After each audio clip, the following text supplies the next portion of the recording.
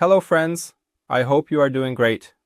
We are here with a tutorial on verifying a Raceoption account from the Tradingfinder website. As you saw in the previous tutorial, we created our account with the Raceoption broker and we are on this page. To start the authentication process, we click on the avatar and settings.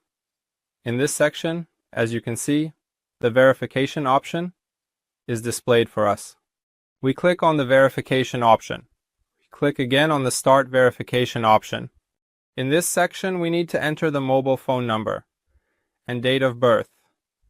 After entering the date of birth, we click on the continue option.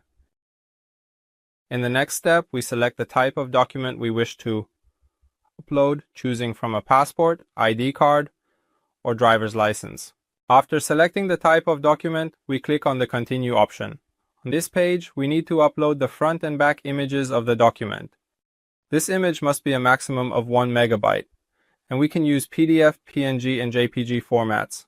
After uploading the front and back images of the document and clicking on the continue option, make sure that the document is fully visible and all parts of your document are within the image frame. On the next page, you need to upload a selfie of yourself while holding your ID card next to your face. After uploading the selfie, with the ID card, click on the continue option. As you can see, our documents have been successfully uploaded and we are waiting for approval. The verification of documents may take up to 60 minutes.